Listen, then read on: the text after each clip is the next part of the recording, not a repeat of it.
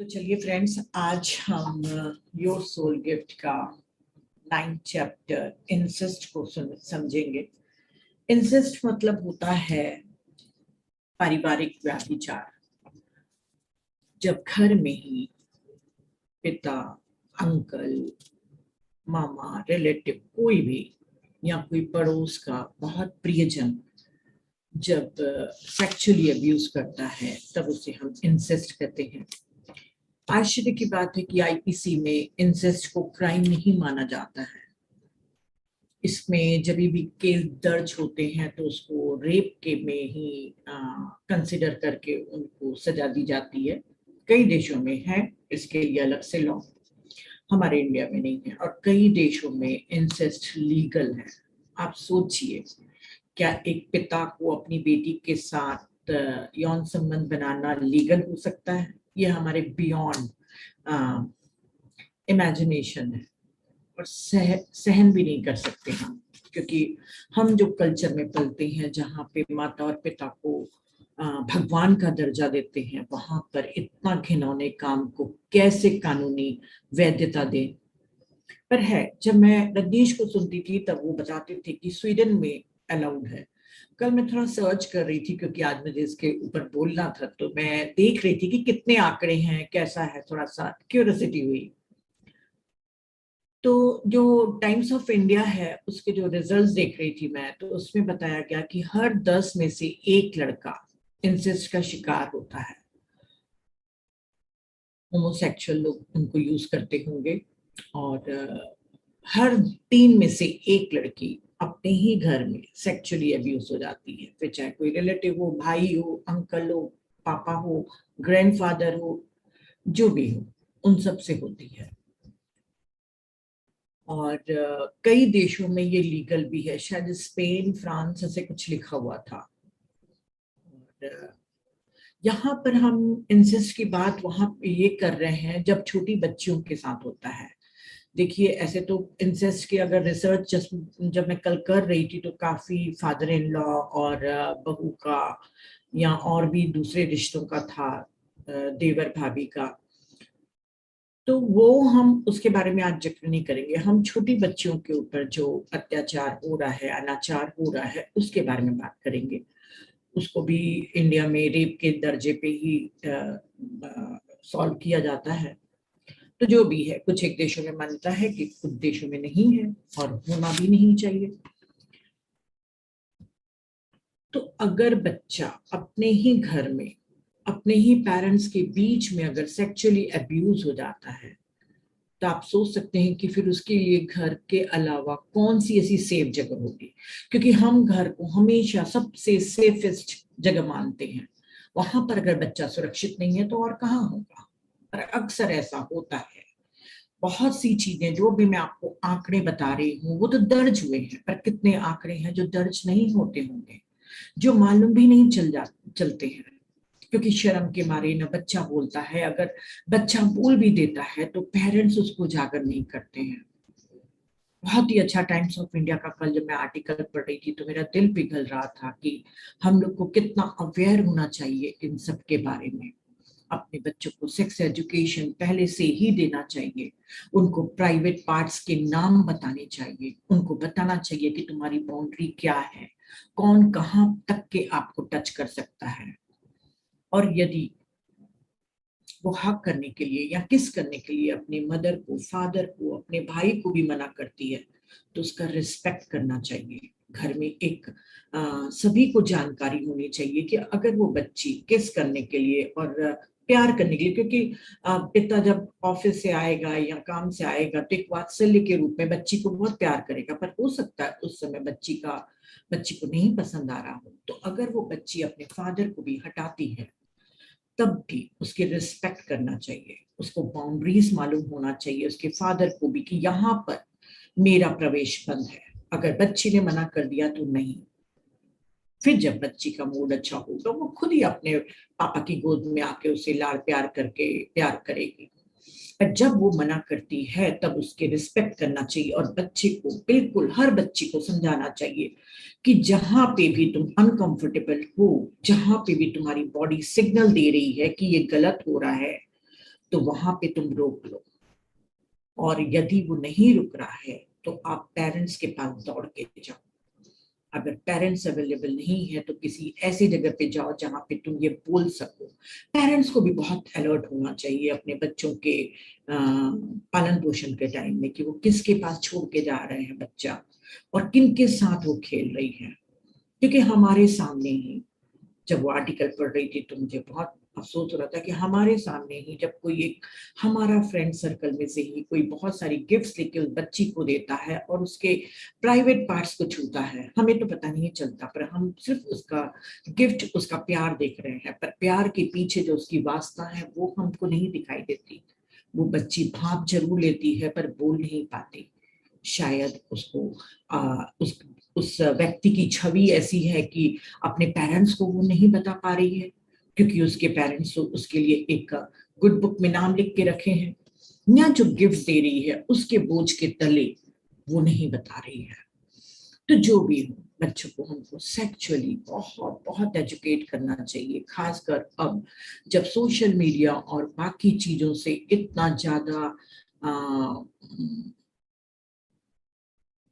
लोग sexually seduce हो रहे हैं। तो उनसे बच्चियों को बचाने के लिए हमारा काम है कि उनको अपनी बाउंड्रीज बताएं और घर वालों को भी बाउंड्रीज के बारे में जानकारी दें। और भी बहुत सी चीजें हैं। और इतना ही मैं कहूंगी कि कम से कम बच्चों को किसी सर्वेंट्स या किसी भी पड़ोसी वगैरह के पास तो बिल्कुल भी नहीं छोड़ के जाना चाहिए। चाहे आपके कोई क्लोज रिलेटिव भी हो, आप नहीं जानते कि वो क्लोज रिलेटिव के अंदर क्या चल रहा है। तो जितना हो सके उनके पास मत छोड़िए, क्योंकि अगर वो बच्ची ने बताया भी तो शायद तब तक इतनी देरी हो चुकी रहेगी कि आप कुछ भी नहीं कर पाए। और कई बार तो बच्चियां बताती नहीं हैं, और कई बार औरतें शर्म के मारे अपनी बच्चियों की इस हरकत को छुपा लेती हैं। उसके बारे में भी जरूर हमको जानकारी होनी चाहिए, कि चाहे वो आपका हस्बैंड ही क्यों ना कर रहा हो। चार्जर को दिखता बेटा फर्क नहीं हुआ।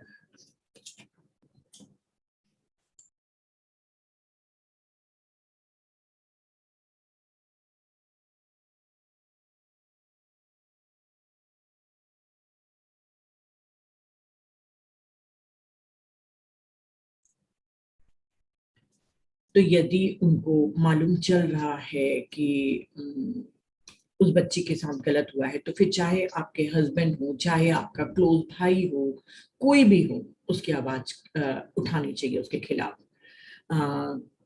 बहुत से आर्टिकल में है कि 3-3-5 साल तक के जब सेक्सुअली अब्यूज हो जाती हैं बच्चियां, तब उनकी माँ को जागरण होता है और तब जाके पुलिस में रिपोर्ट कराती है। पहली दूसरी बार में क्यों नहीं गई थी? कम से कम वो 3 साल की प्रताड़ना प्रताड़ना तो उस बच्ची को नहीं सहनी पड़ती। हमें नहीं मालूम कि वो बच्ची किस दौर से रात और दिन में गुजरी होगी। पर हर पेरेंट्स की जिम्मेदारी है, खासकर मदर की जिम्मेदारी है, कि वो पूरे टाइम अपनी बच्ची के साथ कम्युनिकेट करते रहे। और यदि जरा सा भी उस बच्ची के व्यवहार में बदलाव दिखता है तो उससे पूछे कि उसके साथ क्या हो रहा है जो वो नहीं बताना चाह रही। और जिस दिन उसे मालूम चले, बिना इस समाज के डर के उसको तुरंत जाके पुलिस में रिपोर्ट करनी चाहिए। और अगर घर में ऐसी घटनाओं में होने की संभावना है तो उसको बढ़ावा मत दीजिए, क्योंकि बहुत सारे प्लान हमारे जो सोल प्लान होते हैं वो इंसेस्ट की प्रोबेबिलिटी को लेके आते हैं। इंसेस्ट होना नहीं चाहिए पर प्रोबेबिलिटी होती है, और माँ का इनएक्टिव हो जाना और वो इंसेस्ट का हो जाना। तो अनाचार माँ के मूर्खतापूर्ण व्यवहार के कारण भी हो सकता है। तो चलिए अब हम रॉबर्ट श्वार्ट्ज के इस चैप्टर को समझेंगे कि क्यों इंसेस्ट के ऊपर इन्होंने इतना ज्यादा दो दो स्टोरीज के बारे में उन्होंने जिक्र किया है।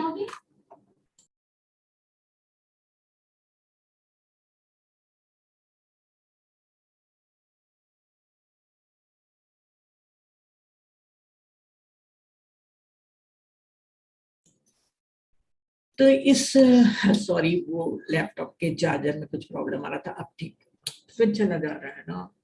आपके पास पन्ना है क्या? होता है, होता है कभी कभी, है ना फ्रेंड्स। कभी नेट का इश्यूज, कभी चार्जिंग का इश्यूज, उसका प्लग पॉइंट थोड़ा लूज हो गया है।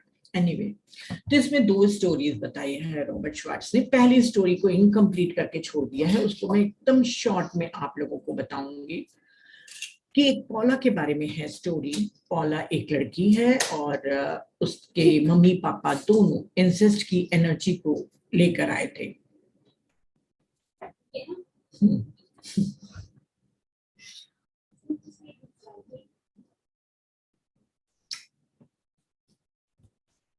पर उसका जो सोल प्लान था, जब रॉबर्ट श्वार्ट्ज से मिलती है तो उसका सोल प्लान था कि उसकी मम्मी उसकी रक्षा करेगी।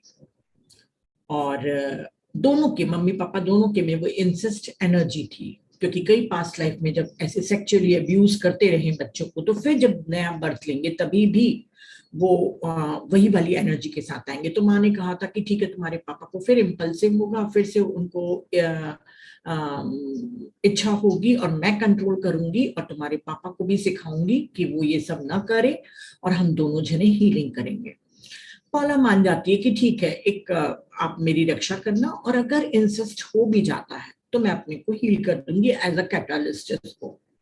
और दोनों जने जब पृथ्वी पर तीनों जने जब जन्म लेते हैं, बच्ची बड़ी होती है थोड़ी सी, तो उसके पापा अपने को कंट्रोल नहीं कर पाती और माँ उसे मना नहीं कर पाती और इंसेस्ट हो जाता है।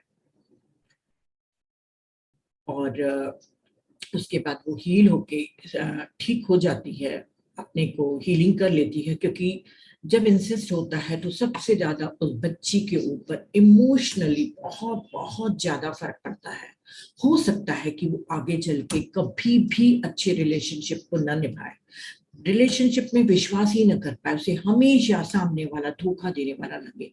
बहुत से इश्यूज होते हैं, थोड़ा बहुत इसमें लिखा है और बाकी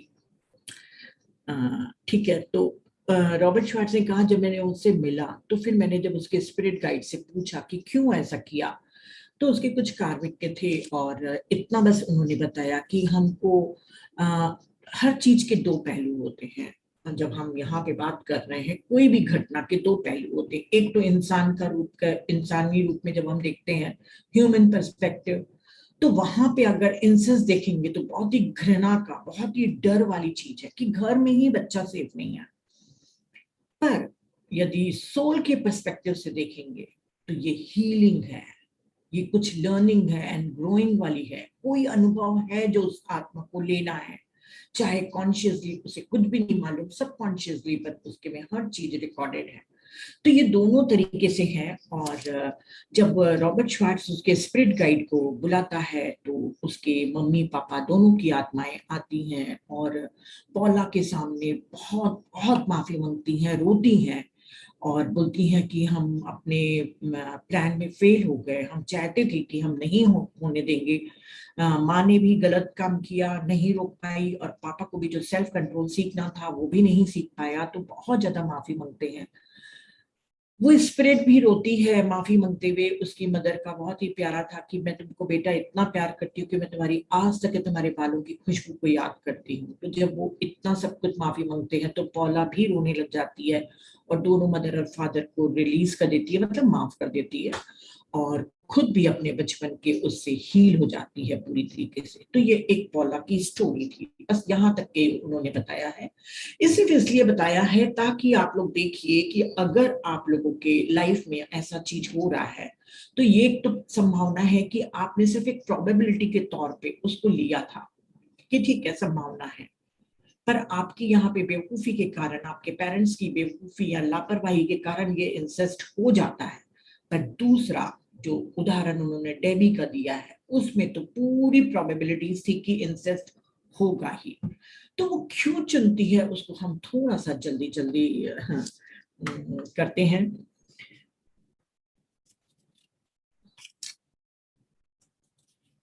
हमको लगेगा कि ये सोल क्यों चुनती है, तो या रॉबर्ट श्वार्ट्ज कहते हैं, जब मैं समझ रहा था तो मैंने स्पिरिट गाइड को कहा कि मेरे को इतना कठिन काम दिया है कि मैं कैसे एक विक्टिम को जो पीड़ित है उसको ये समझाऊं कि करुणा और फॉरगिवनेस करे, क्योंकि यही तो उसको सिखाना है। तो मैं कैसे सिखाऊं, क्योंकि वो तो ब्लेम करेगी कि मैं जिस हालत से गुजरी हूं या जिस इमोशनल वुंड से गुजरी हूं उससे मैं कैसे हील हूं।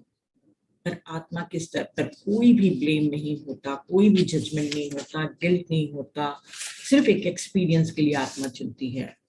तो यहाँ पर जो डेबी की स्टोरी है वो बिल्कुल पॉला से डिफरेंट है। वो एक बहुत ही रॉबर्ट श्वार्ट्ज ने ये भी कहा है कि आप दोनों की स्टोरी को समझिएगा और एनालिटिकल माइंड को साइड में हटा के देखना कि आपकी अगर लाइफ में ऐसा हुआ है, क्योंकि हो सकता है हमारे बीच में कोई बैठा हो और वो इंसेस्ट का शिकार हो। अक्सर लोग इसके बारे में चर्चा नहीं करते हैं और नहीं भी कर रहे हैं, तो इट्स ओके। तो उन्होंने कहा है कि अपने को देखना कि आपको क्या चीज की जरूरत है, किस चीज की आपको हीलिंग की जरूरत है, और यहाँ पर मेडिटेशन कितना काम आता है। इस चैप्टर के आखिरी में मेडिटेशन के बारे में पूरा लिखा है। फॉरगिवनेस कंपैशन है ही बाय प्रोडक्ट ऑफ मेडिटेशन। तो चलिए, जो भी हमारे नेगेटिव इमोशन बच्चे के साथ होते हैं उसको स्वीकार करना है। जब भी हम अपने एक पार्ट को रिजेक्ट कर देते हैं तो अच्छे से हील नहीं हो पाते। हमारे नेगेटिव इमोशन, हमारे जो डार्क साइड है, उनको भी हमको उतना ही प्यार से एम्ब्रेस करके उसको हील करना है। तो डेबी का जो ये प्लान था उसके में उसको अच्छे से मालूम था कि पूरी प्रोबेबिलिटी है कि उसके साथ इंसेस्ट होगा ही, पर ये उसके साथ उसकी सोल की ग्रोथ के लिए जरूरी था कि इस प्रोबेबिलिटी के साथ वो इस सोल प्लान को ले, क्योंकि कई कई जन्मों से उसको दूसरों को दोष देने की आदत थी और बहुत सारे उसके इश्यूज थे। कुछ फैमिली जनरेशन लाइन के भी थे, जो बोलते हैं ना फैमिली कर्मा, उसके भी कुछ इश्यूज थे। तो मैं शॉर्ट में ही बता रही हूँ। तो उसको ये प्लान करना जरूरी था, क्योंकि इतना बताऊंगी तो कल के समान ओवरडोज हो जाएगा। बहुत अच्छा चैप्टर है। अगर आप उस दौर से गुजरे हैं तो इस चैप्टर को पूरा पढ़िए। इस चैप्टर में A to Z आपके इमोशन रिलीज के तरीके बताए गए हैं। मैं इतना नहीं बता पाऊंगी। तो डेबी अभी साइकोथेरेपिस्ट है, बहुत अच्छा काम कर रही है। 54 इयर्स की है। जब वो रॉबर्ट श्वार्ट्ज से मिलती है तब तक के 54 इयर्स की है, वेल सेटल्ड है, बहुत अच्छे से काम कर रही है। परंतु अपनी कहानी तब से शुरू करती है क्योंकि उसे याद आ चुका है सब कुछ, अपना इंसेस्ट। रॉबर्ट श्वार्ट्ज उसको नहीं बता रहा है, वो देख चुकी है अपनी सब प्लान को। तो बताती है कि जब वो 35 इयर्स की थी तो उसके थॉट्स, इमोशन और फीलिंग्स अचानक बदलने लग गए। उसको समझ में नहीं आ रहा था कि उसके साथ क्या हो रहा है। 35 इयर्स में जब वो थेरेपिस्ट नहीं बनी थी ना, वो सिर्फ एक हाउसवाइफ थी। उसको बचपन याद नहीं था, उसको बचपन की मेमोरीज बहुत कम मेमोरी में थी और किसी पर भी वो विश्वास नहीं करती थी। वैसे तो वो बहुत फ्रेंडली थी, अपने दोस्तों के साथ घूमती फिरती, पर किसी को भी अपने बहुत क्लोज नहीं आने देती थी। उसको ट्रस्ट नहीं था किसी के ऊपर भी। मैन लोगों से बहुत ज्यादा अट्रैक्टेड होती थी, पर जैसे कोई पुरुष फ्रेंड उसका उसके पास आता था तो वो भाग जाती थी। सेक्सुअली इन्वॉल्व होती थी, पर हर उस एक्ट के बाद वो रोती थी। उसको समझ में नहीं आता था कि मेरे फीलिंग और इमोशंस ऐसे क्यों हो रहे हैं, और उसके कारण उसकी पूरी डेली रूटीन और उसका घर पूरी तरीके से अस्त व्यस्त हो गया था। उसको इंसोम्निया था, और खासकर जिस दिन उसके घर में कोई मेहमान आके रुकता था उस दिन वो रात को सो ही नहीं पाती थी। वो काफी ड्रिंक करने लग गई थी 35 इयर्स में ही, और काफी अपने को वर्थलेस। और अच्छा, जब वो ड्रिंक करती थी, बहुत सारे अल्कोहल वगैरह लेती थी, तो वो नोट करती थी कि वो कभी भी जिन नहीं पीती है। जिन एक कुछ ब्रांड होता है तो वो नहीं पीती है। तो वो हमेशा अपने को वर्थलेस, अनलवेबल और अनडिजर्विंग समझती थी। उसको लगता था मैं किसी चीज के पाने के लायक नहीं हूँ, मैं अच्छी नहीं हूँ, मेरे को कोई प्यार नहीं करता। उसको हमेशा गिल्ट और शेम लगा रखता था। ऐसा उसके साथ क्यों हो रहा था उसको कुछ भी याद नहीं, और समझ ही नहीं पा रही थी। अगर बचपन की मेमोरी के बारे में उसको याद था तो सिर्फ इतना याद था कि उसके पापा बहुत ड्रिंक करते थे और अपनी माँ, उसकी माँ से बहुत डरते थे। जब वो छोटी थी तो उसको इतना याद था कि उसको काफी एंजाइटी होती थी, गहरे तौर से इंटेंस एंजाइटी होती थी, और उसको नींद की गोलियां खिलाई जाती थी, ट्रैंक्विलाइजर दिया जाता था। उसको ओसीबी बीमारी थी। ओसीबी होता है ऑब्सेसिव कंपल्सिव बिहेवियर, जिसमें इंसान के बहुत ज्यादा डर के इमोशन रहते हैं। वो बार बार हाथ धोता है, कोई भी चीज को बार बार करता है, क्योंकि उसको या तो लगेगा उसके हाथ गंदे हैं, या वो बार बार लॉक को जाके चेक करेगा। मतलब उसके में जो फियर है। तो इसके में जो ये ओसीबी था, ये पूरे टाइम अपने हाथ धोती थी। क्यों रोती थी उसको कुछ भी मालूम नहीं, सबकॉन्शियसली क्या था उसका डर नहीं मालूम, पर इतना हार्ड होती थी कि पूरी स्किन ड्राई हो जाती थी और छिल जाती थी। और उसको हमेशा लगता था कि कोई उसको छोड़ के चला जाएगा। और उसको बचपन की जो याद थी, उसको इतना याद था कि वो अपने को हमेशा अलमारी में बंद कर देती थी। कॉलेज में जब गई तो लड़कों के साथ उसके रिलेशनशिप इश्यूज थे, उनके साथ इन्वॉल्व भी होती थी, और भी कई इश्यूज थे। डिप्रेशन भी हो गया था, और जब उसको एक बार डिप्रेशन सीवियर हुआ तो उसने सुसाइड भी अटेम्प्ट किया। बच गई, पर उसने स्कूल छोड़कर अपने घर आ गई और एक फ्लाइट अटेंडेंट के लिए काम करने के लिए अपना जॉब शुरू कर दिया। जब वो फ्लाइट अटेंडेंट थी तब वो वन नाइट स्टैंड बहुत करती थी। एक रात के लिए किसी भी पुरुष के साथ वो चली जाती थी, चाहे वो कितना ही खतरनाक क्यों ना हो। उसको समझ में नहीं आता था, परंतु उसको अपने इमोशन और अपने फीलिंग को नहीं समझ पा रही थी, और वन नाइट स्टैंड में बहुत बुरे बुरे लोग के साथ भी जाने लग गई थी। और इसके कारण उसको लग रहा था कि अब वो और बर्बाद होते जा रही है, अपने से और घृणा करने लग गई। इसी बीच में उसको एक बहुत ही ओल्डर मैन मिलता है। जब एक अपने से बड़ी उम्र का वो पुरुष मिलता है तो उसके साथ उसको बड़ा सेफ लगता है, और उसको लगता है कि यहाँ पे मेरी लाइफ सेफ एंड सिक्योर है, तो उसके साथ शादी कर लेती है। एक साल के बाद वो प्रेग्नेंट होती है, मिस कैरेज हो जाता है और उसको गायनी प्रॉब्लम होते हैं। तो उसको लगता है कि ये जो मिस कैरेज हुआ है और जो मेरे साथ गायनी प्रॉब्लम है वो मेरे हस्बैंड के कारण है, तो अपने हस्बैंड को डिवोर्स दे देती है।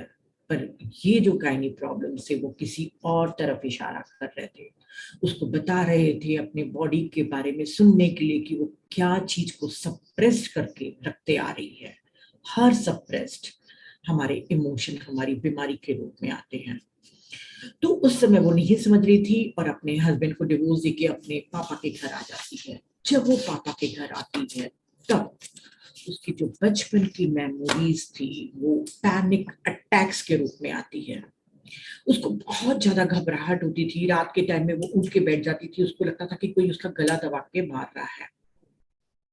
पर धीरे धीरे अपने को मेडिकेशन के द्वारा ठीक कर करके अच्छा, ये उसको बार बार लगता था कि कुछ मेमोरी है मेरी बचपन की, पर वो समझ नहीं पा रही थी, वो डॉट्स नहीं मिला पा रही थी कोई भी अपने लाइफ के।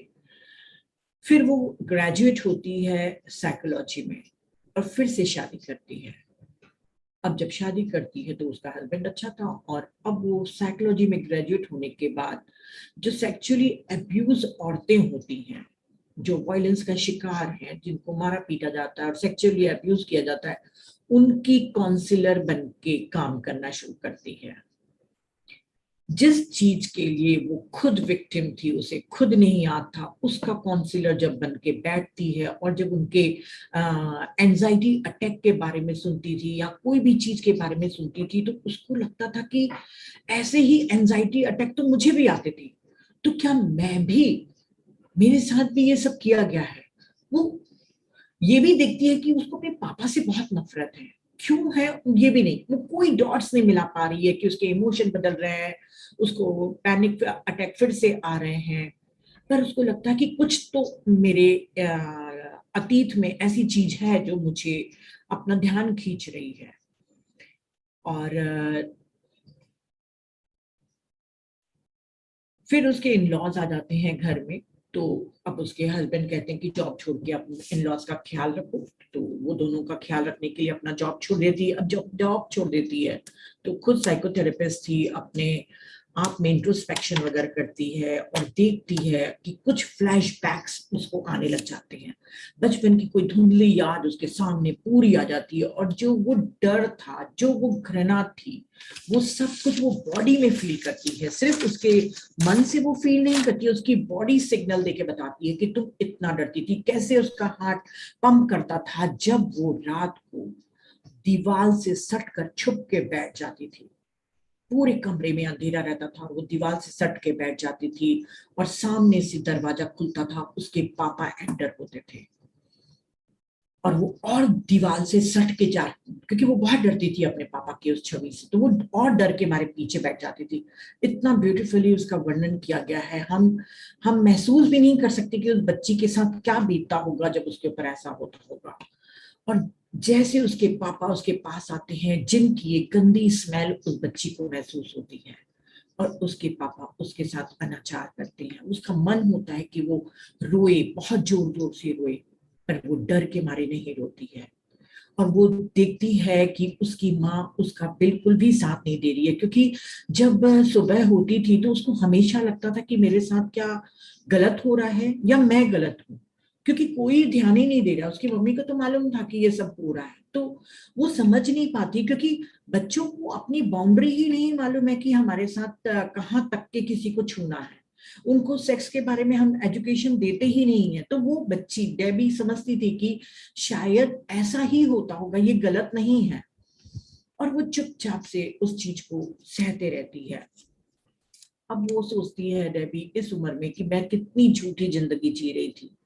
तो आप सोचिए कि रॉबर्ट श्वार्ट्ज जैसे उसके स्पिरिट गाइड से पूछता है कि अ, क्यों नहीं वो तभी वो क्यों नहीं वो याद कर पाई अपने उस मेमोरी को। तो उसके बारे में हम आगे चर्चा करेंगे, क्योंकि उसकी पूरी स्पिरिट गाइड से उसके बारे में बात होगी। तो जब उसको मालूम चलता है, फ्लैशबैक मालूम चलते हैं, तो वो अपने पापा से पूछती है। उसके पापा तो सीधा डिनाई कर देते हैं कि मैंने तुम्हारे साथ नहीं किया है, पर उसको याद आता है कि उसके पापा ने और उसके नाना ने, दोनों ने उसके साथ अनाचार किया था। और अब उसके जब फ्लैशबैक आ जाते हैं तो उसके हस्बैंड उसके इन लॉज को लेके कहीं और चले जाते हैं, ताकि वो अपनी हीलिंग के लिए बिल्कुल स्पेस मिल सके। अब वो अपनी हीलिंग स्टार्ट करती है। सबसे पहले तो वो जितना भी उसके में गुस्सा था, जो दुख था, उसको रोकर, क्योंकि वो नाइटमेयर के कारण सो भी नहीं पाती थी ये पूरे टाइम के कारण। तो जब उसके हस्बैंड लेके चले जाते हैं तो वो काफी रोती है, और एक बुक लाती है, द करेज टू हील। उस बुक में कुछ एक्सरसाइजेस थे। फिर वो एक्सरसाइज करती है, बिल्कुल अपने कोर्टयार्ड में आंगन में बैठ के अपने मम्मी पापा को जितनी मतलब भला बुरा बोल सकती थी, जितना उनको कर्ज कर सकती थी, जोर जोर से चीख चीख के चिल्ला चिल्ला के करती है। रात को क्रॉल करती है अपने रूम में। बहुत बहुत सुंदर वर्णन किया गया है कि कैसे वो अपने इमोशन को पूरा रिलीज करती है। जैसे एक एनिमल हाउलिंग करता है, आवाजें करता है, वैसे निकाल के जितना उसका गुस्सा था अपने पिता और अपने नाना के प्रति, वो सबको रिलीज करती है। और जितना ये करते जाती है उतना ही उसको लाइट फील होते जाता है।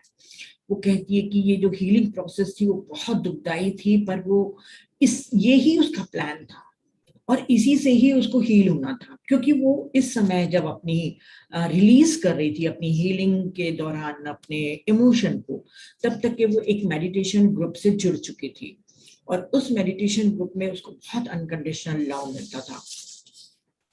तो और वो काफी हद तक के अपनी आत्मा से जुड़ भी गई थी।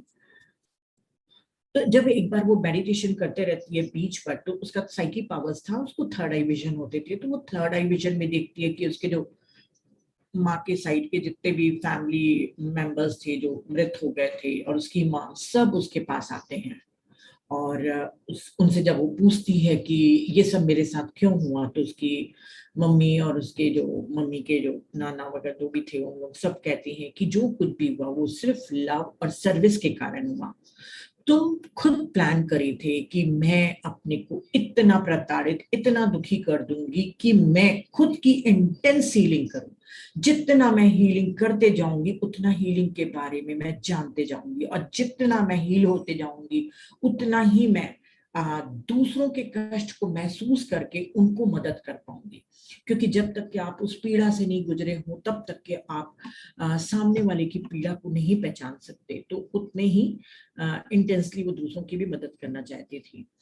और उसके जो नाना थे वो तो उससे माफी मांग लिए थे, और उसके मदर वगैरह सब आए थे उस थर्ड आई विजन के टाइम में, जब मेटाफिजिकल एक्सपीरियंस हुआ था। पर उसके पिताजी अभी भी जिंदा है, और उनके साथ वो सोल लेवल पर काम कर रही है, क्योंकि वो अभी भी इनकार करते हैं कि मैंने नहीं किया।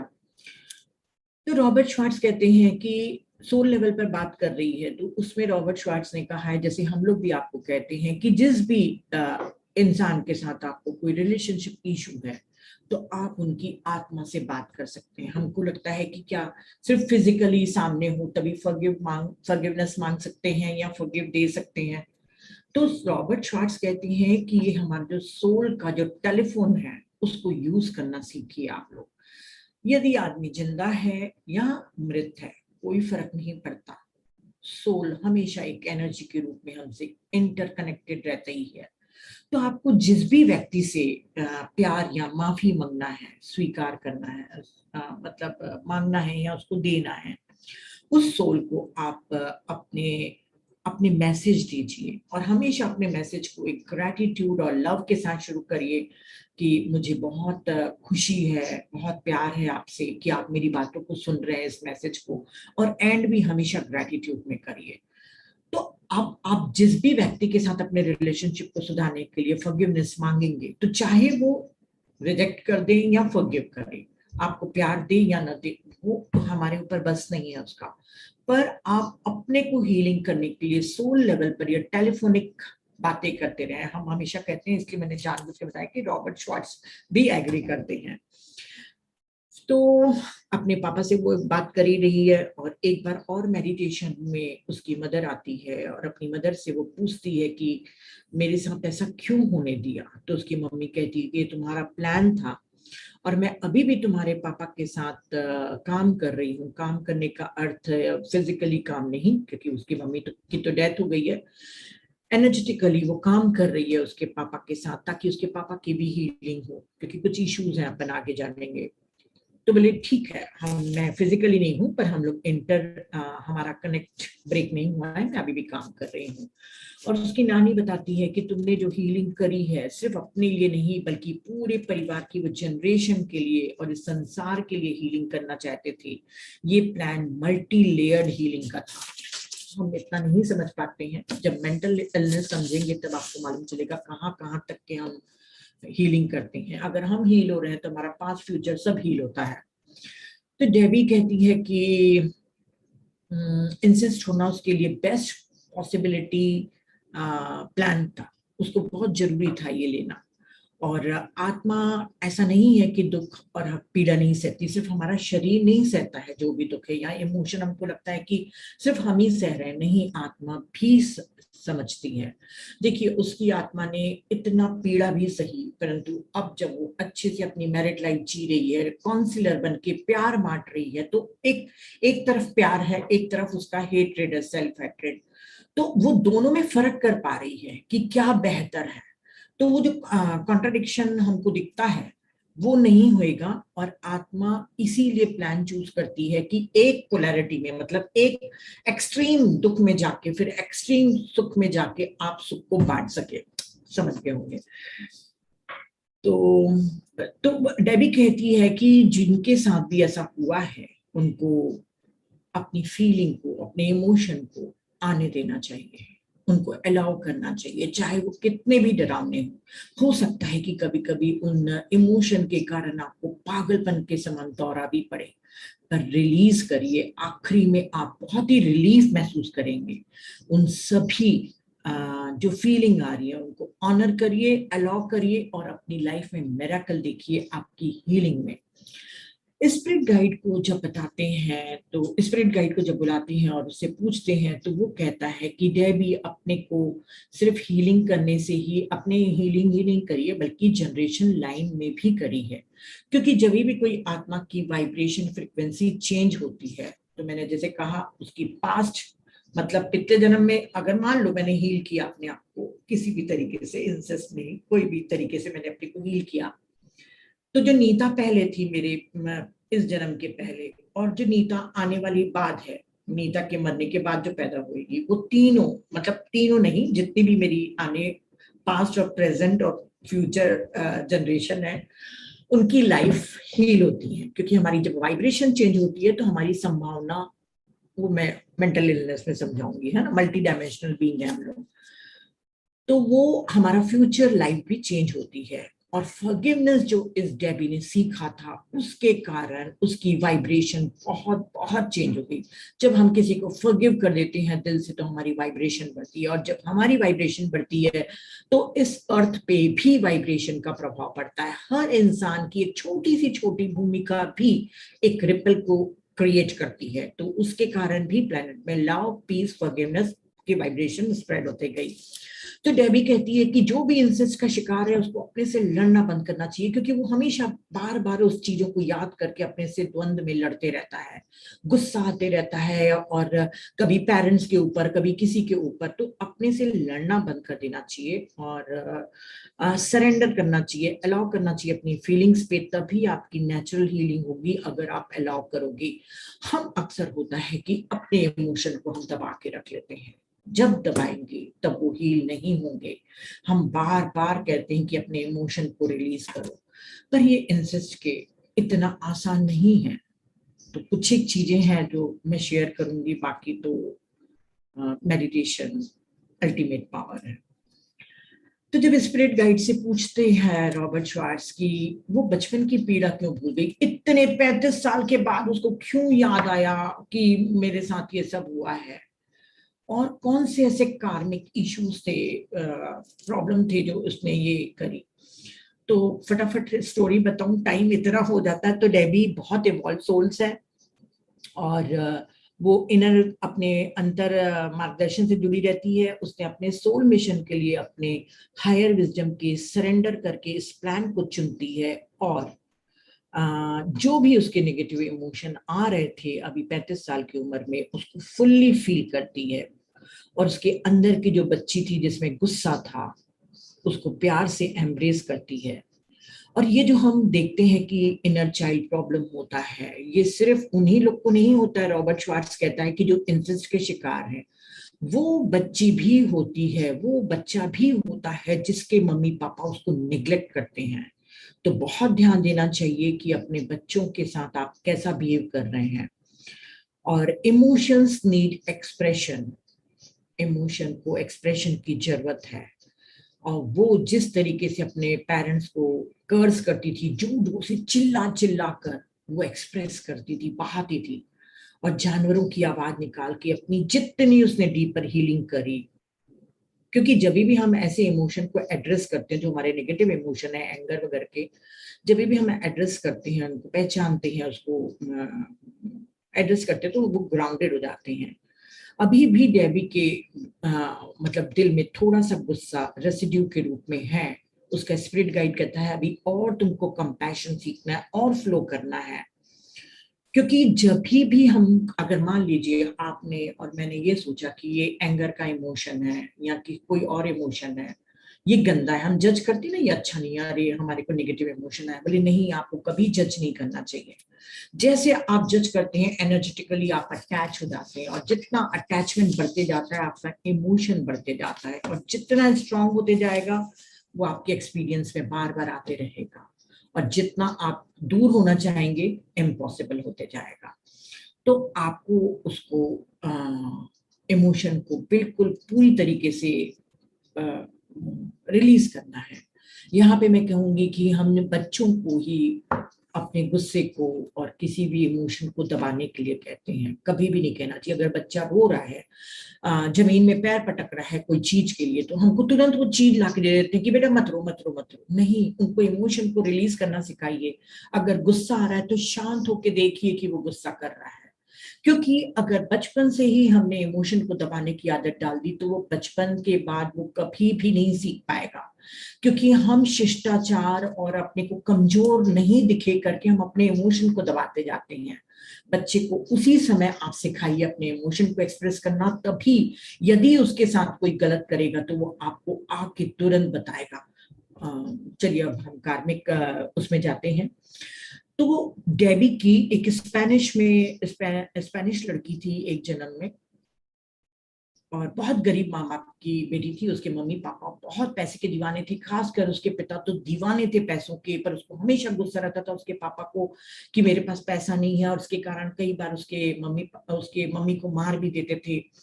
और काफी भाई बहन थे इन लोग, और उसको हमेशा लगता था कि मेरे घर में शांति रहे, बहुत हारमनी रहे। फिर एक बार जब वो 16 साल की होती है तो किसी सुनसान रास्ते पर एक आदमी उसके साथ सेक्सुअली अब्यूज कर लेता है। उसे नहीं मालूम कि उसके साथ क्या हो रहा है, क्या गलत हो रहा है, उसे कुछ भी अच्छे से नहीं मालूम चल रहा है, पर इतना जरूर था कि उसे पेन हो रहा था और उसे समझ में आ रहा था कि ये नहीं होना चाहिए। और वो जो आदमी जब उसको अब्यूज करता है तो उसके बाद उसके पास कुछ डॉलर्स के कॉइन, सेंट के कॉइन्स फेंक के चला जाता है। वो अपने को उठाती है और वो कॉइन्स को उठा के, क्योंकि उसके घर की जरूरत है, तो वो कॉइन्स को उठा के अपने घर लाती है। उसका पूरा चेहरा मिट्टी से सना हुआ है और बहुत ही गलत तरीके से, मतलब बहुत गलत दुख और पीड़ा के साथ वो घर में पहुंचती है और कॉइन्स को अपने टेबल में फेंक के चले जाती है। उसके पापा इतने खुश हो जाते हैं और उसकी मम्मी वो कॉइन्स देख के, कि वो ये भी नहीं देखते हैं कि उसकी बच्ची किस हालत में आई है, क्योंकि उनको सिर्फ पैसा चाहिए था। वो ये भी नहीं पूछते कि बेटा ये कहाँ से लाई। जब वो देखती है कि उसके मम्मी पापा उसके बारे में कुछ भी नहीं पूछ रहे हैं कि उसके साथ क्या हुआ, पैसों से खुश हो रहे हैं, मतलब पैसा उनके घर में खुशी ला रहा है, तो वो न चाहकर भी फिर वो प्रोस्टिट्यूट बनने चली जाती है। वो छुप कर काम करती है अपने मम्मी पापा से, पर वो पैसे ला के देती है और उसके मम्मी पापा इतने अंधे रहते हैं पैसे के लिए कि वो कभी पूछते ही नहीं कि तुम कहाँ से लाते हो, उनको सिर्फ पैसे से मतलब था। धीरे धीरे जब वो फ्रीलांसर होके जब काम करती थी तो काफी उसको प्रॉब्लम होती थी। फिर एक वैश्यालय में जाके अपने को ज्वाइन करा लेती है, जिसको ब्रॉथल कहते हैं। वहां पर वो धीरे धीरे सभी लड़कियों से बहुत ज्यादा प्यार से रहती थी, उनकी रक्षा करती थी।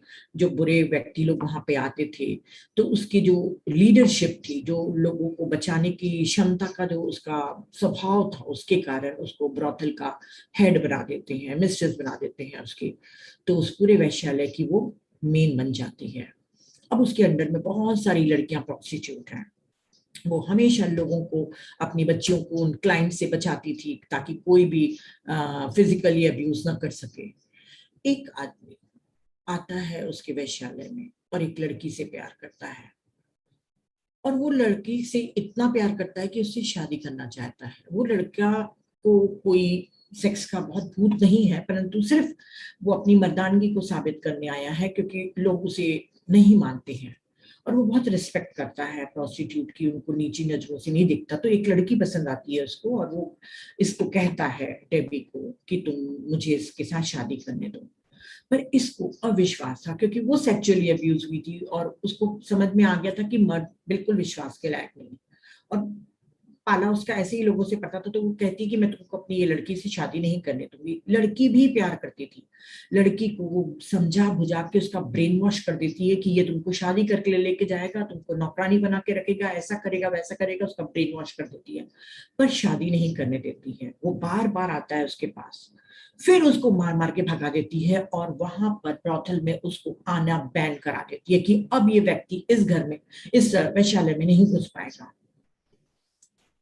अब वो जो आदमी था जिसको प्यार नहीं मिला था, वो पूरी जिंदगी इस घृणा के साथ, डेबी के घृणा के साथ जीता है कि उस औरत के कारण मुझे प्यार नहीं मिला। और इसी घृणा और बदले की भावना के साथ उसकी मौत होती है। वो आदमी उसका करंट फादर था, जो डेबी के साथ सेक्सुअली अब्यूज करता है। वो पिछले जन्म में ब्रॉथल में ब्रॉथल से भगाया हुआ वो लड़का आदमी था जिसको इसने भगा दी थी और जिसको प्यार नहीं पाने दी थी। जैसे उसकी मृत्यु होती है, उनका कर्मा का व्हील चालू हो जाता है। देखिए, हमें नहीं मालूम कि जो हम मृत्यु के समय किसी से घृणा या नफरत लेके जाते हैं, उसके कारण हम अगला जन्म कितना गंदा चुन सकते हैं। इसीलिए कहते हैं कि जीते जी अपने इस शरीर में सबको फॉरगिव करते हुए, बिल्कुल कोई एनर्जेटिकली कनेक्शन नहीं हो इस किसी भी व्यक्ति से, ऐसे जाना चाहिए। अब यहाँ पे तो इसकी कहानी यहाँ पे हुई। इसके पापा, इसके जो करंट पापा हैं, वो पिछले जन्म में ब्रॉथल से भगाए हुए थे, अब प्यार नहीं मिला था। अब इसके नाना की लाइफ के बारे में हम जानते हैं कि क्या था उसका। अब यहाँ पे रॉबर्ट शॉर्ट्स ने बहुत कहा है कि यहाँ पर अब इस जन्म में उसको बदला लेना था, क्योंकि उसको प्यार नहीं मिला था। तो इस जन्म में वो डेबी को बेटी के रूप में प्लान करता है। और जब वो अपनी बेटी के साथ अत्याचार करता था, मतलब अनाचार करता था, तब उसको मासूम बच्ची नहीं दिखाई देती थी, वो पावरफुल औरत दिखाई देती थी जो उसको प्यार पाने से वंचित रखी थी। क्योंकि हम कॉन्शियसली सिर्फ देखते बोलते हैं, पर सब कॉन्शियसली हम बहुत सी चीजें करते हैं। तो वो जो सोल थी वो वाइब्रेशन से पहचानती है कि ये मेरी बेटी नहीं, वो पावरफुल औरत है जिसके साथ मुझे बदला लेना है। और कभी भी बदला कर्मा को ही क्रिएट करता है, कोई काम का नहीं रहता है बदला लेना। कर्मा जितने भी होते हैं हमारे बढ़ते जाते हैं, अनरिजॉल्व इश्यूज हैं वो और थिकर होते जाते हैं, और इतने थिक हो जाते हैं कि बहुत मुश्किल होता है उनसे रिलीज करना। तो अब डेबी तो अपने पापा के कर्मा से मुक्त हो गई है। और अब नाना जी के बारे में मैं बता रही हूँ कि उनकी एक जन्म में पिता बेटी थे दोनों जने। जो नाना थे वो पिता थे और डेबी बेटी थी। बेटी बहुत ही स्वतंत्र विचारों की थी, उसको बहुत अपने हिसाब से जीना पसंद था और काफी अपने मतलब अपने सोसाइटी में अपने हिसाब से ही वो चलती फिरती थी। और उसके पापा रूढ़िवादी थे, तो वो उसको मना करते थे कि ऐसा सब कुछ मत करो, पर वो बहुत रिबेलियस थी। उसका जो मन होता था वो वैसा करती थी, चाहे वो लड़कों के साथ घूमना फिरना हो या उनके साथ रिलेशनशिप हो। अपने पापा की रूढ़िवादी चीजों को नहीं मानती थी। उसकी मम्मी बहुत सामने से आज्ञाकारी मम्मी थी, मतलब डेबी की जो उस जन्म में मम्मी थी बहुत आज्ञाकारी थी, पर अंदर ही अंदर वो भी अपने हस्बैंड से बहुत नफरत करती थी। और पीठ पीछे वो सब काम करती थी जो उसका मन कहता था। धीरे धीरे ये और बड़ी होती जाती है डेबी, और खुलकर अपने पापा के सामने ही सब करने लग जाती है कि मुझे जैसे जीना है जियो, तुम मेरी लाइफ में इंटरफियर मत करो, तुम होते कौन हो। ऐसे करके काफी कॉन्फ्लिक्ट होते हैं। और अपनी बेटी को इतना रिबेलियस देख के उसकी मम्मी को भी बड़ा बल आता है कि चलो जब बेटी इतना रिबेलियस हो गई है तो मैं क्यों दब कर रहा हूँ। तो उसको डिवोर्स देके वो चली जाती है उसकी वाइफ। अब फादर और बेटी अकेले हैं घर में। बेटी तो रिबेलियस है, पापा का कहना नहीं मान रही। अब धीरे धीरे पिता बीमार होने लग जाते हैं, अपने पिता को बिल्कुल भी वो केयर नहीं करती है।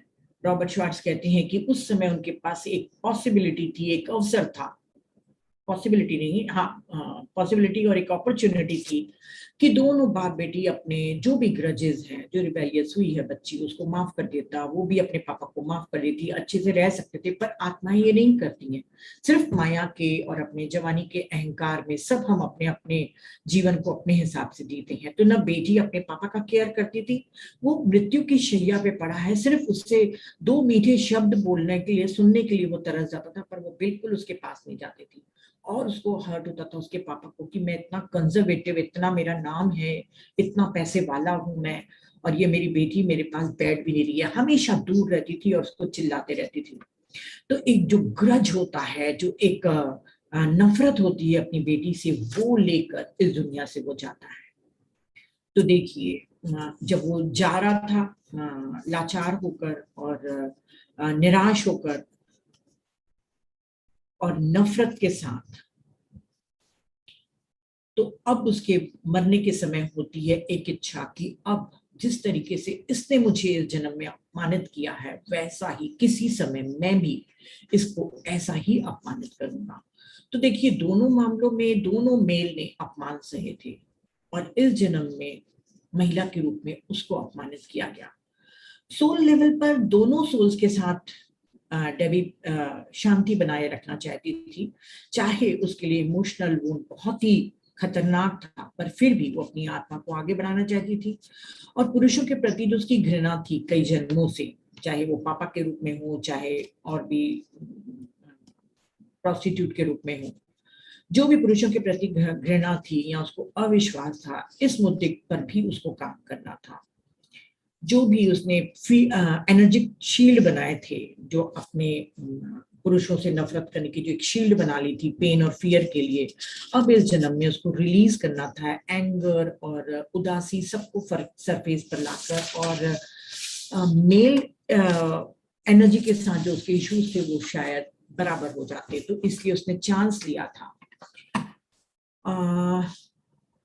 उसके स्पिरिट गाइड बताते हैं कि अगर डेबी के समान ही कोई भी इंसेस्ट को कर रहा है और कोई गुस्सा है और चाहता है कि इस जन्म के पहले पहले वो क्रोध को रिलीज कर दे, क्योंकि अगर फिर से इस जन्म में क्रोध को लेकर चले गए तो जैसे डेबी परेशान हुई है, आप लोग को भी फिर कुछ करना पड़ेगा। तो बोलते हैं कि अगर आपको एंगर भी आ रहा है तो पूरी शक्ति से अपने शरीर में प्रवेश करने दें, बिल्कुल मत डरे।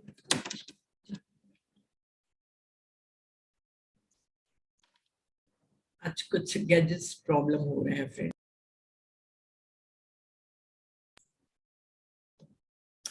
पता नहीं आज क्यों सबके चार्जिंग खत्म हो गए हैं, फोन के भी इसके भी। मतलब मैं माइंडफुल नहीं रही, प्रदीप सर को बताना पड़ेगा कि माइंडफुल नहीं थी मैं आज। तो उन्होंने कहा है कि अपने अगर आपके में भी ऐसा ही कुछ डर है, कोई एंगर है, तो रिलीज करिए, बिल्कुल बहने दीजिए पूरे शरीर को। आप उस चीज, उस इमोशन को फील करिए, उस गुस्से को, उस नफरत को, और बहने दीजिए। और होश पूर्वक अपने क्रोध को पकड़ने के लिए आप करना, तभी आप अपनी मस्कुलिन एनर्जी से कनेक्ट हो पाएंगे। शायद इसीलिए डेबी ने किया था कि क्योंकि उसको अपनी मेल और फीमेल एनर्जी में बैलेंसिंग करना था। तो जब आप अपनी मस्कुलिन एनर्जी के साथ, इस क्रोध के साथ जब जुड़ जाने में सक्षम हो पाएंगे, तब आप क्रिएटिविटी करेंगे, मतलब कुछ क्रिएट करेंगे आप, सही काम कर पाएंगे। और यदि आप अभी हील होना चाहते हैं तो अपनी बाउंड्रीज के बारे में सबसे ज्यादा अपनी उस लैंग्वेज को समझना सीखिए। देखिए, जैसे मैंने पहले भी कहा कि हमको अपनी बाउंड्रीज ही नहीं मालूम है, तो जो खासकर इंसेस्ट में से गुजरते हैं वो इतने ज्यादा कंफ्यूज हो जाते हैं, क्योंकि घर में ही उनको साथ अनाचार हुआ है, तो उनकी बाउंड्रीज की लिमिट क्या है वो खो जाती है, उनका ट्रस्ट टूट जाता है। अब माँ बाप पे ही ट्रस्ट टूट गया, बाउंड्रीज ही टूट गई, तो उसके बाद क्या रहा, क्योंकि सबसे घिनौना और आक्रामक कार्य है। तो इसके कारण क्या होता है, जब उनकी बाउंड्रीज ही टूट जाती हैं, तो इसके कारण जो उनके फ्यूचर के जो रिलेशनशिप है, जैसे जो इंसेस्ट से गुजर के अभी शादी करने वाला होगा, उसके रिलेशनशिप में बहुत ज्यादा प्रॉब्लम आएंगे। या तो वो ट्रस्ट नहीं कर पाएगा, या इतना ट्रस्ट करेगा कि कोई भी उसको मिसयूज कर देगा। तो यहाँ पे बोलते हैं कि आप इंसेस्ट से गुजर चुके हैं तो फिर से अपनी इस बॉडी लैंग्वेज, अपने बॉडी सिग्नल्स को पहचानना सीखिए कि कहाँ पे बाउंड्री है। और यदि आपके कोई बाउंड्री की, चाहे वो आपके हस्बैंड ही क्यों ना आपको वायलेट कर रहे हो, उल्लंघन कर रहे हो, तो आप अपने लिए आवाज उठाइए। और जो हमारे सिग्नल्स होते हैं हमारी बॉडी के, खासकर इंटीमेसी के क्षेत्र में हमको बताते हैं कि क्या पसंद है क्या पसंद नहीं है। इसलिए बता रहे हैं, वो कह रहे हैं कि सिग्नल कुछ आप समझिए, क्योंकि यदि आपके बॉडी ने एंगर की भी आपको सिग्नल दिया तो आप वहां पे भी एक्सेप्ट करिए कि आपके में एंगर है। सिर्फ इसके लिए नहीं कि मेरी इंटीमेसी की कौन सी बाउंड्री है, मेरे ख्याल से समझ रहे हैं। कोई हमको छुए कैसे, वही सिर्फ एक बाउंड्री नहीं होती, हमारे खुद के इमोशन अगर सरफेस पे आ रहे हैं तो वो भी आपके बॉडी सिग्नल आपको बताएंगे, और आप उसको समझ पाओगे। क्योंकि सिग्नल और इमोशंस जो होते हैं वो आपके कॉन्शियस और सबकॉन्शियस माइंड के दहलीज पर होते हैं। जितनी ज्यादा आपकी अवेयरनेस बढ़ती जाएगी अपने बॉडी के प्रति, अपने इमोशन के प्रति, उतना ही ज्यादा आप अपने एंगर को एक्सप्रेस कर पाएंगे या और दूसरी हीलिंग कर पाएंगे। अब उसके जो नाना थे और जो उसके पिता थे, अब दोनों मुद्दों को सुलझाना चाहती थी, क्योंकि दोनों ही केस में उसने अपनी उनकी मर्दानगी का उपहास उड़ाया था। और पुरानी जो दुश्मनी थी उसको नफरत के रूप में व्यक्त करने की उसने अनुमति दी थी, कि ठीक है, जो भी मेरे प्रति तुमको गुस्सा था, नफरत थी, वो इस जन्म में आके एक सेक्सुअली अब्यूज के द्वारा ही मेरे ऊपर करना। और प्लान था कि अगर कर भी दोगे इंसिस्ट, तो मैं अपने आप को खुद स्पिरिचुअल ग्रोथ से बहुत अच्छे से अपने पावर से खुद को हील करूंगी, और अंत में तुम दोनों को मैं फॉरगिव कर दूंगी, और दोनों को माफ कर दूंगी, तो मेरी मस्कुलिन और फीमेल फेमिनिन एनर्जी बैलेंस होएगी। डेबी ने जैसे बताया कि उसने मेडिटेशन किया, मैंने आप लोगों को बताया ना, तो उसने पहले से ही प्लान किया था कि वो स्पिरिचुअल ग्रोथ करके उसकी हीलिंग अपनी खुद की करेगी। 10 मिनट का है और तो आप लोग सोचेंगे कि अब उसके पापा और उसके नाना क्यों करें। अक्सर ऐसा होता है ना कि इंसिस्ट वाले लोग जेल भी नहीं जाते हैं, बहुत कम लोग होते हैं जिनको जेल जाना पड़ता है। इसके तो नाना और पापा अपने अपने घर में ही खुश होके चले गए, मतलब रह के चले गए। तो जो उन दोनों ने क्यों प्लान चूज किया, क्योंकि दोनों में जो गुस्सा था मरते समय, जो शेम और गिल्ट थी कि नहीं हमको अब इससे बदला लेना है, तो वो उस दोनों पिछले जन्म में क्या थे, विक्टिम थे, पीड़ित थे। इस जन्म में वो अपराधी बनने की भूमिका करने वाली सोल ऐसे ही प्लान चुनती है। कभी वो विक्टिम बनती है, कभी वो अपराधी बनती है, कभी वो शासन करने वाली शासक बन जाती है। अलग अलग तरीके से सभी लोग अपने प्लान करते हैं। मतलब हम भी हर हर जन्म में कुछ कुछ बन के आ चुके हैं ना। अभी ध्यानी है तो मत सोचता कि हर जन्म में हम ध्यानी थे, है ना।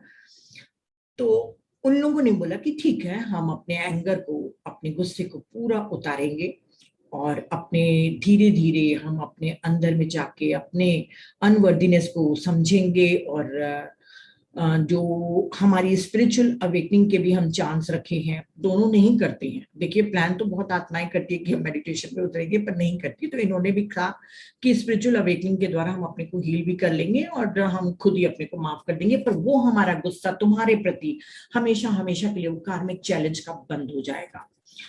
तो ये दोनों इसके लिए बनते हैं। अब उसकी जो मदर ने चुना था, ये मैं इसलिए बता रही हूँ कि वो कौन क्यों क्यों उन लोगों ने भूमिका चुनी थी। मदर ने इसलिए चुनी थी कि ठीक है, मैं राइट और रॉन्ग का भेदभाव करूंगी और तुमको डेबी मैं बचाऊंगी।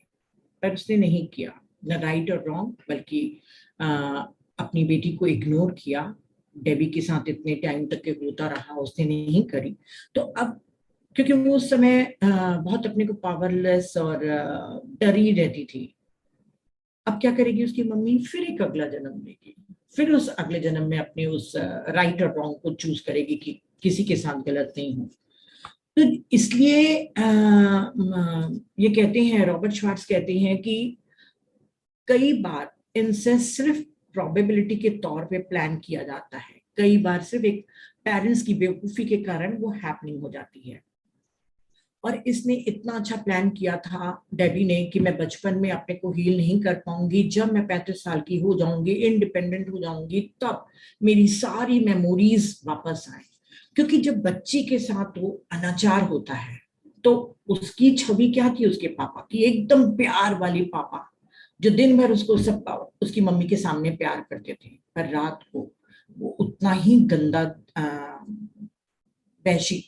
तो वो दोनों का जो इतना विरोधाभास था, वो उसका ब्रेन समझ नहीं पाता है और उसकी मेमोरीज में, सबकॉन्शियस माइंड के इनर सरफेस में ले जाता है। क्योंकि ये उसका प्लान था कि जब मैं बड़ी हो जाऊंगी तब मेरी सबकॉन्शियस माइंड की लेयर्स खुलेंगी और तब मैं मेडिटेशन सीखूंगी और बुक पढ़ूंगी। ये हर चीज हम प्लान करके आते हैं, बुक पढ़ूंगी, अपने को हील करूंगी, ये सब करते करते करूंगी। तो ये उस समय का था। जैसे डेबी को तो याद आ गया, रॉबर्ट श्वार्ट्ज बोलते हैं कि अभी भी कई बच्चियों को अपने बचपन के साथ, बचपन में जो अनाचार होता है वो भूल जाती हैं, पर उनके अंदर में इनर चाइल्ड प्रॉब्लम होते हैं। तो उनके साथ क्या करना चाहिए? हर एक को तो रॉबर्ट श्वार्ट्ज मिल नहीं सकता है ना, हम लोग जैसे लोगों को कहाँ मिलेगा। तो यदि आपको कोई इनर चाइल्ड प्रॉब्लम है तो आप थेरेपिस्ट के पास जाइए। अगर उसको प्रोबेबिलिटी दिखेगी, संभावना दिखेगी कि वाकई आपके इशू शायद आपके बचपन में हुए इंसिस्ट के कारण है, तो वो आपको सजेस्ट करके वो मेमोरीज को रिकॉल कराएगी, वो क्रिएट करेगी आपके मेमोरीज को। तो ऐसे के द्वारा भी आप हील हो सकते हैं। और भी कई रीजन है जिसके कारण इंसेस्ट एक सोल चुनती है। जैसे डेबी का तो आपको मालूम चल गया कार्मिक क्या था। कुछ सोल जो, जैसे सोल परफेक्ट नहीं होती है, उनको सब नहीं मालूम रहता है, हर सोल की एक लर्निंग और ग्रोइंग की एक अवस्था है। तो कई बार डार्क साइड को भी देखना चाहती है कि कैसा फील होता है, इंसिस्ट होते हैं कैसा फील होता है, वो डार्क इमोशंस को भी वो लेने के लिए आती है। या कभी कभी एक ओल्ड सोल किसी एक ऐसे फ्रेंड के लिए इंसेस्ट की शिकार बनना चुन लेती है जो अपनी रिस्पॉन्सिबिलिटी लेना चाहता है।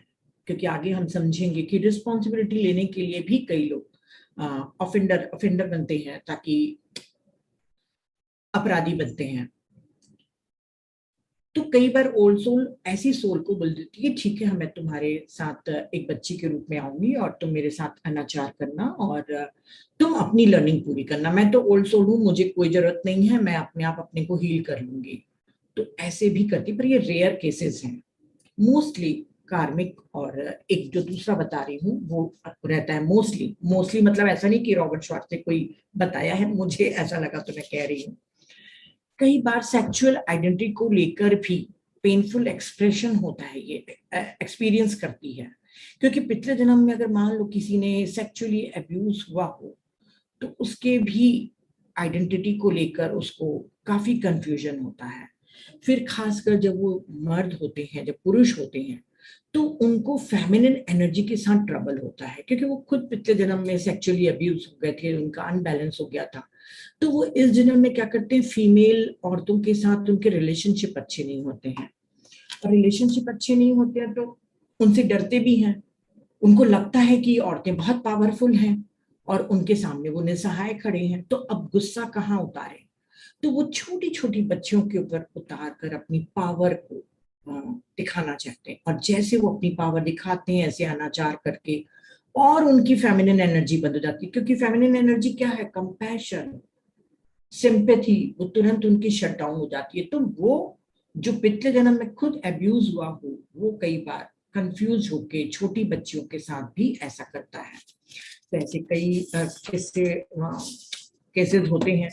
अब जैसे हो गया है, तो यहाँ पे रॉबर्ट श्वार्ट्ज से मैं बहुत शॉर्ट में बताऊंगी आपको, क्योंकि टाइम भी हो रहा है।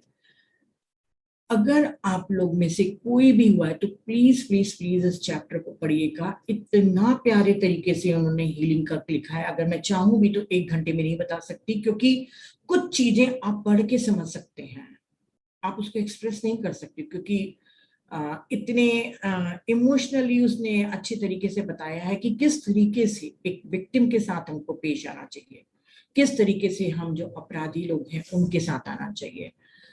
तो जैसे हमको मालूम चल गया कि इस आदमी ने हमारे बच्चे के साथ ऐसा गलत किया है, तो आप पुलिस में दीजिए, जो भी करना है करिए, परंतु उसकी मृत्यु के पहले हीलिंग करना भी जरूरी है। और यदि हम स्पिरिचुअली इवॉल्व हो रहे हैं तो मानवता के लिए एक सोल लेवल के रूप में उसको देख के उसकी भी हीलिंग होना जरूरी है। तो रॉबर्ट श्वार्ट्ज को स्पिरिट गाइड बताते हैं कि ऐसे आदमी को एक ऐसे थेरेपिस्ट या एक ऐसे इंसान के पास ले जाओ जो हाई इवॉल्व हो, उसके सामने उसको पूरी तरीके से एक्सप्रेस करने दो। वो जो भी शेयर कर रहा है उसको बिना जजमेंट के सुनते जाओ। और पहले तो वो क्या करेगा, पहले तो वो रिस्पॉन्सिबिलिटी लेगा नहीं, वो कहेगा कि मेरी परवरिश में गड़बड़ी थी, उसने मुझे उकसा दिया उस बच्ची के साथ ऐसा करना। पहले वो दूसरों के ऊपर दोष मरेगा, तब भी चुपचाप से सुनते जाइए, बिना जजमेंट करे। धीरे धीरे जब वो बार बार वही वही वही बात करेगा, तब उसको शर्म होएगी, मतलब उसको गिल्ट और शेम महसूस होएगी, और उसके अंदर में धीरे धीरे जब परतें खुलते जाएंगी, तब उसको उस बच्ची का इमोशन, या क्या कहेंगे, उस बच्ची की पीड़ा उसको महसूस होगी कि मैंने उस बच्ची के साथ कितना गलत किया। और जैसे उसको ये बातें करते करते उसकी पीड़ा का अनुभव होगा, उसके अंदर कंपैशन चालू हो जाएगा, सिंपैथी उसकी खुल जाएगी, और हो सकता है वो अपने से घृणा भी करने लग जाए। तब आपको संभालना उसको बहुत जरूरी है, क्योंकि अगर यहाँ पे आप उसको क्लोज कर दिए, अगर वो अपने ही शेल में बंद हो गया, तो और वो डिप्रेशन में जाएगा, और वैसी ही एनर्जी जो सेल्फ हेट्रेड है, सेल्फ अरे जो उसको लगेगा कि मैं किसी लायक नहीं हूँ, वो वाली इमोशन लेके अगले जन्म में जाएगा, तो स्पिरिट वर्ल्ड में जाएगा, तो फिर वैसे ही अपने कर्मा में क्रिएट करते रहेगा। तो अब हमको क्या करना है, जब उसका कंपैशन भी चालू हो गया, उसको लग रहा है कि हाँ मैं नफरत करने के लायक हूँ, मैं बहुत गलत काम किया हूँ, तब आप उसको समझाइए कि जो भी हुआ है, हाँ सेल्फ वर्थ, मुझे वर्ड याद नहीं आ रहा था, कभी कभी होता है बोलते बोलते। तो यस यस हरिंदर जी, बिल्कुल बिल्कुल ठीक, सेल्फ वर्थ, वो जो कि मैं वर्दीलेस हूँ, खुद को जो हम करते हैं, इस समय आप उसको समझाइए कि जो भी हुआ है ठीक है, और आप उसको सेल्फ फॉरगिवनेस समझाइए। और जैसे वो अपनी रिस्पॉन्सिबिलिटी लेता है, अपनी फॉरगिवनेस अपने को देता है, तब उसको एक मौका दीजिए, अगर वो चाहता है तो जो भी विक्टिम से अगर वो बात करना चाहता है, जिस भी बच्ची के साथ किया है, अगर वो चाहता है कि मैं अपने को तो माफ कर ले रहा हूँ, पर उस बच्ची के साथ भी एक बार फेस टू फेस मैं माफी मांगना चाहता हूँ, और वो बच्ची अगर तैयार हो जाती है, तो आप उस बच्ची को लेकर जाइए, उस बच्ची को सामने में बैठाइए और उनके जो भी इश्यूज हैं उनको सॉल्व करने दीजिए। जब एक अपराधी उस बच्ची के साथ माफी मांगेगा और बच्ची उसको कह देगी कि ठीक है मैं तुमको माफ करती हूँ, तब वो पूरी तरीके से इतना ट्रेमेंडसली हील होगा कि अगले जन्म में उसको ऐसी कोई भी एनर्जी का कोई भी रेसिड्यू नहीं रहेगा। तो ये हमको लगता है कि किसी ने गलत किया है तो ऐसा क्यों करना, पर एक ह्यूमैनिटी के लिए रॉबर्ट शॉर्ट समझाते हैं कि उस अपराधी को भी, उस ऑफेंडर को भी हमको माफ करने के लिए तैयार रहना चाहिए। और विक्टिम के साथ हमको कैसे पेश आना चाहिए, कभी भी उनके साथ सिंपैथी या पिटी नहीं रखना चाहिए, क्योंकि अगर आप पिटी रखते हैं, अगर आप बोलते हैं अरे बेचारी के साथ ऐसा हो गया, तब आप उसको ये इंडिकेशन दे रहे हैं कि तुम्हारी हीलिंग नहीं हो सकती। नहीं, आप उसको बिल्कुल पिटी नहीं करना है, बल्कि उसको भरपूर प्यार देना है, क्योंकि उसको सबसे ज्यादा हील अगर करेगा उस विक्टिम को तो प्यार। तो उसको पूरे आसपास के लोगों का इतना प्यार हो मिलना चाहिए कि वो फिर से लोगों पे ट्रस्ट करना सीखे, फिर से उसके अंदर जो खालीपन है, जो उसको अनवर्दीनेस की जो फीलिंग आ गई है, क्योंकि अनवर्दीनेस की फीलिंग रेसिड्यू रहती है इंसेस्ट की। बहुत सुंदर है, मैं इतना एक्सप्लेन नहीं कर पाऊंगी, इतना सब कुछ बोलने के लिए तो मैं आधा घंटा बोल दूं। इतने प्यारे तरीके से समझाया गया है कि आप उसको भरपूर प्यार दीजिए ताकि ट्रस्ट करे, क्योंकि ट्रस्ट रहेगा तभी वो आगे चल के अपनी शादीशुदा जिंदगी में एक अच्छी रिलेशनशिप को निभाएगी। नहीं तो इसकी जो मेमोरीज हैं वो उसके पूरे जीवन को भी खराब करेंगी, और ये जो मेमोरीज हैं और जो अगले जन्म के लिए लेके जाएंगी, ये कार्मिक का एक चेन होता है, जो इस लूप में हम बार बार बार बार बार बार घूमते हैं। अगर हम मेडिटेशन कर रहे हैं तो यहाँ पे हमको तुरंत यहीं पे रिलीज कर देना चाहिए, उस लूप से बाहर निकल जाना चाहिए।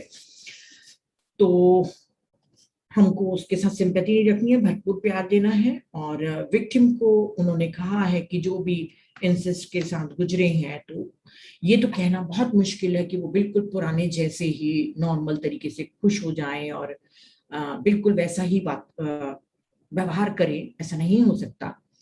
मैं जब प्रदीप सर का चक्र का सुन रही थी, तब मैंने सुना था कि जब भी सेक्सुअली अब्यूज होता है, नीचे के तीनों चक्र पूरी तरीके से डिस्ट्रॉय हो जाते हैं उसके साथ।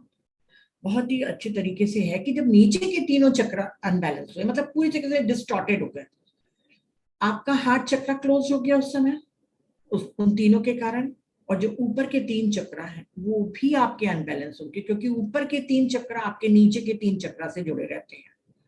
तो पूरे आपके 7 चक्र डैमेज हो जाते हैं, जिनके साथ भी ये इंसेस्ट होता है। 7 मतलब 6 चक्रास और सहस्त्रार टोटली ब्लॉक हो जाते हैं। तो यहाँ पर मुश्किल है कि वो बिल्कुल वैसे ही नॉर्मल के समान जिंदगी जी पाए, पर फिर भी उसको क्योंकि उसकी जो बाउंड्री का जो वायलेशन हुआ है, जो उसकी सीमाओं का उल्लंघन किया गया है, वो भी घर के लोगों के द्वारा, चाहे चाचा मामा पापा जो भी के द्वारा, उसके कारण वो बहुत ज्यादा क्या बोलना चाहिए, अनवर्दीनेस उसको फील होता है। और उसको सेफ्टी और वेलनेस पहले जैसे तभी मिल सकती है जब वो स्पिरिचुअली अवेकेंड हो, नहीं तो वो पहले जैसे कभी भी नहीं रह सकती। परंतु उस बच्ची को पूरे टाइम बताना चाहिए कि कोई आपकी आत्मा का अंश टूटा नहीं है, आपका शरीर गंदा नहीं हुआ है, आप अखंड आत्मा है, आप पवित्र आत्मा है, और आपने बहुत ही सोच समझ के इस प्लान को लिया है।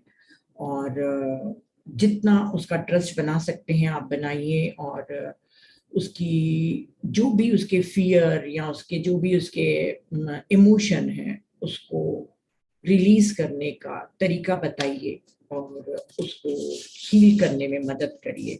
अगर आप असहाय हैं तो किसी हीलर की, किसी थेरेपिस्ट की भी मदद ले सकते हैं, पर इस जन्म में उसका हील होना बहुत जरूरी है। विक्टिम को भी समझना चाहिए कि वो जो उसके साथ हुआ है वो उसके हीलिंग, फॉरगिवनेस, एंगर इश्यूज और सेल्फ वर्थ को जानने की ही जरूरत थी, इसीलिए उसने सोल प्लान किया है। और हमको माफ क्यों करना है उसको समझाइए कि हर इंसान अपनी कंडीशनिंग को एक्सप्रेस करता है।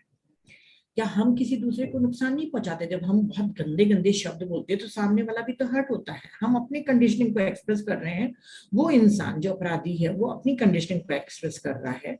हाँ, गलत है वो बहुत, पर फिर भी उसको बिना जज करे, अपने दिल को खोल के, अपने सोल प्लान को जान के आप फॉरगिवनेस को प्रैक्टिस करिए। यहाँ पर मैं सिर्फ 2 मिनट में एक एंगर को रिलीज करने का एक चीज बताऊंगी कि कैसे हम अपने इम्पल्सेस को रोके। मुझे बड़ा अच्छा लगा, कभी मैंने ट्राई नहीं किया क्योंकि मेरे कलीग्स को बहुत ध्यान से पढ़ा, ट्राई करना चाहिए। उससे कहा है कि जब हमको इम्पल्स आता है ना कि हम किसी को बहुत गंदा बोल दें, या बहुत किसी जेंट्स लोगों को सेक्सुअल डिजायर हो जाती है कि इम्पल्स बिल्कुल कंट्रोल नहीं हो रहा है, तो उसके लिए उन्होंने एक रेमेडी बताया, कि एक्सपेरिमेंट बताया कि आप एक ग्लास में पानी लेकर अपने मुंह में पूरा मुंह भर लीजिए, घूंट भर के, उसको पिए मत, बस मुंह में होल्ड करके रखो, आप टेक्सचर महसूस करो और फिर उसको थ्रो कर दो। फिर इससे बड़ा एक घूंट लो, आपकी पीने की इच्छा होगी, पर आपको पीना नहीं है, उसको होल्ड करके रखना है मुंह के अंदर। ऐसे आप बार बार प्रैक्टिस करते जाओ, तब क्या होएगा, आपको एक होल्ड करने की एक प्रैक्टिस होएगी। मतलब समझ रहे हैं, कोई चीज को रोकने की इच्छा होगी, आपको पीने की इच्छा है पर आप यहां तक के नहीं ले जा रहे, सिर्फ मुंह के अंदर ही रख रहे हैं। तो ये जो आपने स्पेस बनाई अपने दिल में उस चीज को होल्ड करने की, उसके कारण, इस प्रैक्टिस के कारण क्या होगा कि कभी आपको गुस्सा आएगा तो आप होल्ड कर सकेंगे। नहीं तो पार्किंग स्थान पे अगर तुमको पार्किंग नहीं मिलती तो आप तो गुस्से में गंदी गंदी बात बोलना शुरू कर देते हो। तो बाद में मुझसे पूछिएगा, मैं वो नहीं देखना चाहती हूँ अभी आपके चैट बॉक्स। तो उन्होंने कहा कि कभी एंगर आएगा, कभी और इमोशन आएगा, तो आप होल्ड करोगे और आपको स्पेस देनी चाहिए, चाहे एंगर आए चाहे कोई भी आए, उसको बिल्कुल आप स्पेस दीजिए, सप्रेस मत करिए। क्योंकि जो चीज देख रहा है ना, आपके एंगर को जो देख रहा है, वो बहुत लव के साथ भरा हुआ है, तभी तो देख रहा है कि यहाँ पे गुस्सा आ रहा है। बहुत प्यारे तरीके से उसको बताया है। और माफी मांगने की आपको प्रैक्टिस करनी चाहिए, खुद भी जाके लोगों से माफी मांगना चाहिए, और माफी देने की भी आपको होना चाहिए। और रॉबर्ट श्वार्ट्ज कहते हैं कि ऐसा कोई भी आपकी लाइफ में वो प्लेस नहीं आता जब आप निगेटिविटी में इतना डूब जाए कि वहां से निकलना असंभव हो। हर जब तक के सांस है तब तक के आस से आप कभी भी उस चीज, उस नेगेटिव इमोशन से बाहर आ सकते हैं। और ये जो इंसेस्ट है वो कोई भी बच्चा उसके लिए रिस्पॉन्सिबल नहीं है, सिर्फ एडल्ट रिस्पॉन्सिबल होता है। कोई बच्चा इस एक्शन को करने के लिए मतलब उकसाता नहीं है। ये जो भी है एडल्ट की ही रिस्पॉन्सिबिलिटी है, तो हमको उनको भी एजुकेट करना है, और विक्टिम को, जो भी पीड़ित है, उसको बार बार बताना है कि इस दुनिया में कभी भी किसी भी बिंदु पे जब आपको अपनी हीलिंग की इच्छा हो, तब आप अपनी हीलिंग शुरू कर सकते हैं, और हीलिंग पॉसिबल है।